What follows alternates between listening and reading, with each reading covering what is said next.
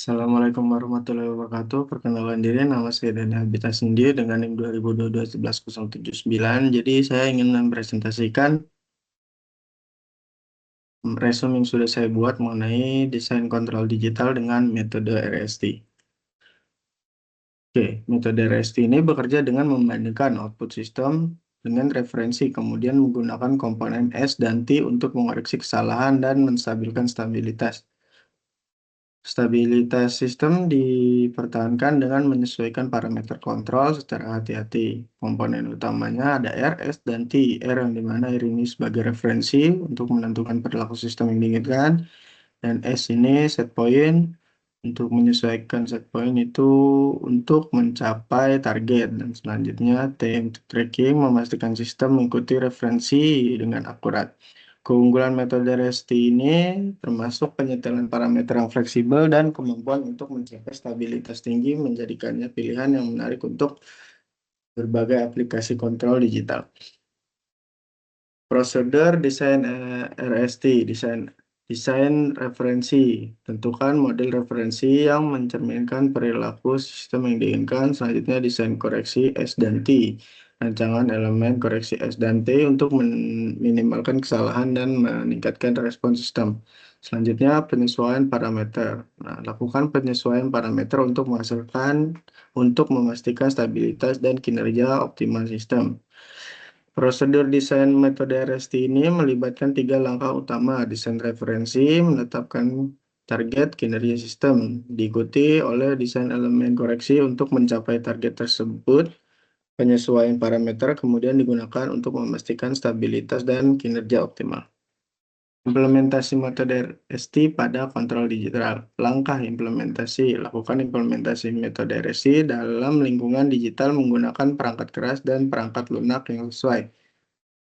Pada simulasi perangkat lunak, gunakan perangkat lunak simulasi seperti MATLAB atau Simulink untuk memvalidasi desain dan menguji kinerja sistem.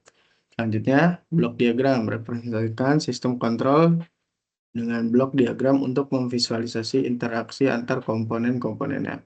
Implementasi metode RST melibatkan langkah-langkah praktis dalam lingkungan digital. Perangkat lunak simulasi memainkan peran penting dalam memvalidasi desain dan menguji kinerja sistem sebelum implementasi fisik. Blok diagram digunakan untuk memvisualisasikan interaksi antara komponen-komponen sistem kontrol. Contoh kasus pengendalian posisi motor DC. Pada spesifikasi sistem motor DC dengan masukkan step sebagai referensi posisi. Desain kontrol RST, desain kontrol RSI untuk mencapai posisi target dengan presisi. Dan parameter sistem, identifikasi parameter dan fungsi transfer sistem motor DC untuk desain kontrol yang akurat. Contoh kasus ini melibatkan pengendalian posisi motor DC menggunakan metode RST. Spesifikasi sistem mencakup motor DC dengan memasukkan step sebagai referensi posisi. Desain kontrol RST bertujuan untuk mencapai posisi target dengan presisi dan parameter sistem diidentifikasi untuk desain kontrol yang akurat. Simulasi dan analisa hasil. Simulasi sistem menggunakan MATLAB memberikan hasil yang visual dan kuantitatif. Grafik respon menunjukkan karakteristik seperti step response, overshoot, settling time. Perbandingan hasil dengan metode kontrol lainnya seperti PID memberikan wawasan tentang kinerja relatif metode RSI.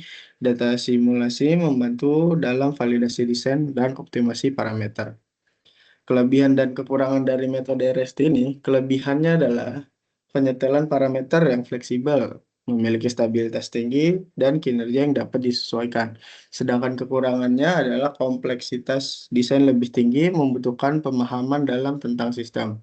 Metode RST menawarkan keunggulan dalam penyetelan parameter yang fleksibel dan stabilitas tinggi, namun kompleksitas desainnya lebih tinggi dan membutuhkan pemahaman mendalam tentang sistem yang dikendalikan. Metode ini paling cocok untuk situasi di mana stabilitas dan kinerja yang dapat disesuaikan sangat penting. Kesimpulan dan aplikasi lebih lanjut. Keunggulan RST, metode RST menawarkan pendekatan yang kuat dan fleksibel untuk desain kontrol digital. Metode ini dapat diterapkan dalam berbagai aplikasi seperti robotik dan kontrol proses industri.